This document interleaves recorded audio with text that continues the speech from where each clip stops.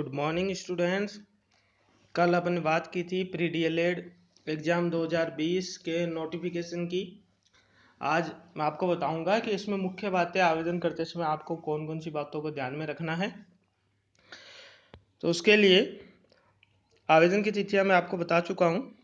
मैंने आपको कल भी बताया था कि उच्च माध्यमिक परीक्षा शैक्षणिक योग्यता है उच्च माध्यमिक परीक्षा अथवा समकक्ष 10+2 जिसको कहा गया है और उसकी समकक्ष जो है उसमें सामान्य श्रेणी के जो प्रशिक्षणार्थी है उनको 50% अंक न्यूनतम आवश्यक है। एक अंक भी कम स्वीकार्य नहीं होगा। मैं आपको कल बता चुका था। अनुसूचित जाति जनजाति ओबीसी एमबीसी दिव्यांग सामान्य वर्ग की महिला विधवा परित्यक्ता तलाकशुदा महिला यानी इन्हीं के लिए सामान्य वर्ग की जो महिला इस कैटेगरी में नहीं है उनके लिए 50% है। लेकिन सामान्य वर्ग की जो ये महिलाएं हैं विशेष कैटेगरी की इनके लिए 45% है। जैसा इन्होंने बता दिया 49.99 या 44.99 भी मान्य नहीं होगा। और जो इस वर्ष उच्च माध्यमिक परीक्षा में सम्मिलित हो रहे हैं वो भी आवेदन कर सकते हैं। आयु सीमा की मैंने आपको बताया था सामान्य के लिए जो है 1 जुलाई 2020 को 28 वर्ष से अधिक ना हो। इसमें एक और कंडीशन है कि विधवा तलाकशुदा परित्यक्ता और राजकीय शिक्षकों के लिए आयु सीमा में कोई बंधन नहीं है, यानी किसी भी आयु के वो आवेदन कर सकते हैं। ओबीसी एससी एसटी एमबीसी आर्थिक रूप से पिछड़ा वर्ग महिलाओं के लिए राज्य सरकार के नियमानुसार जो छूट है 5 वर्ष 10 वर्ष वो यहाँ लागू हो गया। आवेदन आप कर सकते हैं preDLED.com पर। आवेदन की फीस आपको बता दूं कि एक पाठ्यक्रम के लिए 400 रुपये प्री परीक्षा के लिए और दोनों पाठ्यक्रम के लिए 450 रुपीज़ है। अब इसके सामान्य निर्देश जो है वो आप ई-मित्र से भरते हैं या अपने आप स्वयं भरते हैं, उस पर डिपेंड करता है। ये सारे निर्देश आप देख सकते हैं, जो निर्देशों को आपको ध्यान में रखना होगा। एक मुख्य बात जो है ये लास्ट में आपको बता दूं, जो आवेदक वर्ष 2020 में सीनियर सेकेंडरी परीक्षा में सम्मिलित हो रहे हैं वे आवेदन के पात्र तो हो गए, लेकिन काउंसलिंग से पूर्व उनकी शर्तों पर पूरा उतरना होगा। शर्तें क्या है? 50% या अन्य वर्गों के लिए 45%, आयु सीमा, ये सारी चीज़ों को आपको ध्यान में रखना होगा।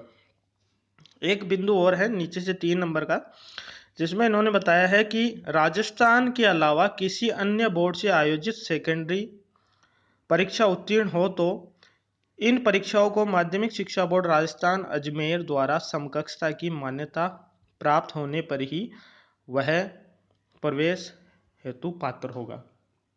यहाँ आपको कंफ्यूज होने की जरूरत नहीं है। अगर आप माध्यमिक शिक्षा बोर्ड से आपने सेकेंडरी परीक्षा उत्तीर्ण नहीं की है तो आप माध्यमिक शिक्षा बोर्ड की वेबसाइट पर किन किन बोर्डों को समकक्षता प्राप्त है वो आप जांच सकते हैं वहाँ से, और उसके पश्चात अपनी पुष्टि करने के पश्चात आप ऑनलाइन आवेदन कर सकते हैं। माध्यमिक शिक्षा बोर्ड अजमेर की वेबसाइट पर उपलब्ध है कि कौन कौन से बोर्डों को माध्यमिक शिक्षा बोर्ड राजस्थान अजमेर के समकक्ष माना गया है।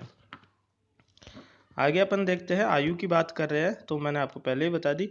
शारीरिक अक्षमता में आप ध्यान दीजिए कि जो असक्षम है, असक्षम दिव्यांग जो साथी है उनमें इन्होंने एक कंडीशन है कि अध्यापन कार्य में बाधा ना हो, ऐसे प्रशिक्षणार्थी ही इसके लिए आवेदन कर सकते हैं। अब अध्यापन बाधा कैसे माने अपन? जैसे गूंगा होना, बोलने में असमर्थ होना या पूर्ण रूप से बहरा होना, तो ऐसा व्यक्ति जो है शिक्षण कार्य नहीं कर पाएगा। सामान्य शिक्षा में तो दोनों हाथों का ना होना जिससे वो श्यामपट्ट पर काम ना कर सके, दोनों पैरों का ना होना जिससे वो क्लास में खड़ा ना हो सके, ऐसे आवेदक इसके लिए पात्र नहीं होंगे, इसलिए वो आवेदन ना करें। नेत्रांध और अन्य दिव्यांग जो है वो योग्य है। 40% का आपको प्रमाण पत्र मेडिकल बोर्ड द्वारा प्रदत्त दिव्यांग का प्रमाण पत्र आपको प्रस्तुत करना होगा जब काउंसलिंग होगी उस समय।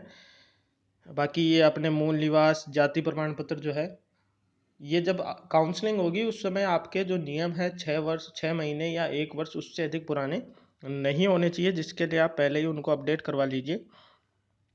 और ओबीसी में एक होता है क्रीमोलियर और नॉन क्रीमोलियर। तो क्रीमोलियर नहीं होने का शपथ पत्र देना होता है, जो 1 वर्ष के लिए मान्य होता है और उसे आगामी आप 3 वर्षों तक बढ़ा सकते हैं।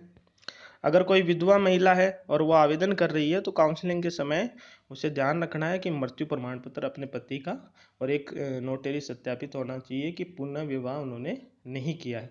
ये कार्य आपको उस समय करना है जब काउंसलिंग के समय। और राजस्थान के अतिरिक्त अगर कोई भी प्रशिक्षणार्थी है तो वो सामान्य श्रेणी में माने जाएंगे अभ्यर्थी। बाकी आरक्षण की बातें आप इसमें देख लेना। बैंक डिटेल आपको करनी है तो इन्होंने कहा अपना बैंक खाता खुलवा ले और उसकी डिटेल भरनी है। अभी आप एग्ज़ाम देते हैं, बाद में काउंसलिंग के समय आपको रजिस्ट्रेशन फ़ीस या जो आपकी ट्यूशन फ़ीस वो जमा करवाते हैं, तो अगर आपका प्रवेश नहीं हो पाता है तो आपके खाते में वो पैसा रिफंड हो जाता है। इसलिए तकनीकी समस्या ना हो, आप अपना स्वयं खाता खुला के उसमें अपनी ही डिटेल भरिए। अब एक इन्होंने दिया है इस पेज पे, लास्ट देखिए आप, रक्षा आश्रितों। अब देखिए इन्होंने किया है कि यूनिट के मेजर सैनिक बोर्ड के सचिव द्वारा प्रमाण पत्र प्रस्तुत करना होगा। प्रमाण पत्र ये कब करना होगा? काउंसलिंग के समय। प्रमाण पत्र प्रस्तुत नहीं किए जाने की स्थिति में इस श्रेणी का लाभ दे नहीं होगा। अभी एक बात इन्होंने लिखी है कि बीएसएफ, सीआरपीएफ व सीमावर्ती बलों के कार्मिकों, अधिकारियों एवं आश्रितों को यह लाभ दे नहीं होगा। आपको बता दूं कि डिफेंस में उन्हीं को मिलता है जो डिफेंस मिनिस्ट्री के अंतर्गत है।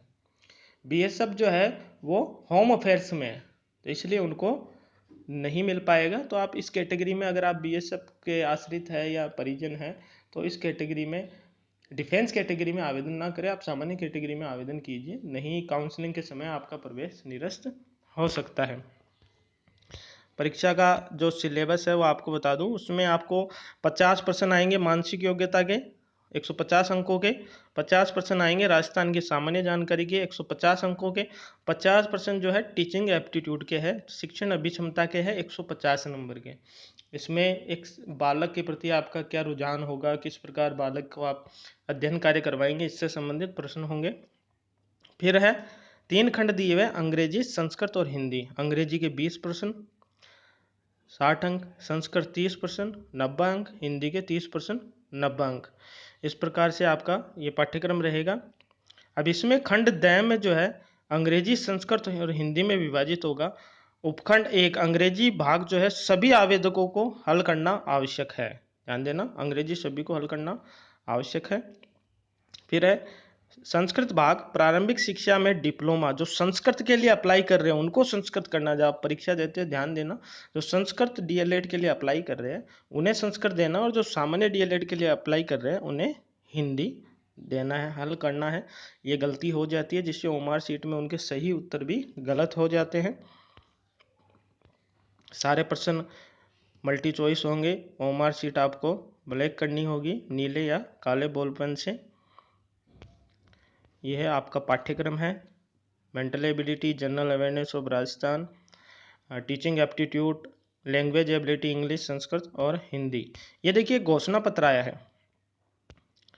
ये घोषणा पत्र अभी आपको काम नहीं आएगा, लेकिन जब आप काउंसलिंग के लिए, आपका प्रवेश किसी कॉलेज अलॉट होती है, तो जब वहाँ आप काउंसलिंग के लिए जाते हैं उस समय ये घोषणा पत्र आपके काम आएगा। तो आप इसे सुरक्षित अपने पास रखेंगे। और ये घोषणा पत्र है। इसके बाद एक सत्यापन है जिसमें magistrate, notary public, oath commissioner या राजपत्रित अधिकारी से जब आप काउंसलिंग के समय जाते हैं उस समय आपको ये सत्यापित करवा के कॉलेज में लेके जाना है। ये अति आवश्यक है, ध्यान रखना। और ये मुख्य बातें हैं जिनको आपको ध्यान में रखना है आवेदन करते समय। ये देखिए, तो आज के लिए इतना ही। आशा करता हूँ कि आप मेरी दी गई जानकारी के बाद गलत आवेदन नहीं करेंगे, आवेदन में गलत सूचना नहीं भरेंगे। धन्यवाद।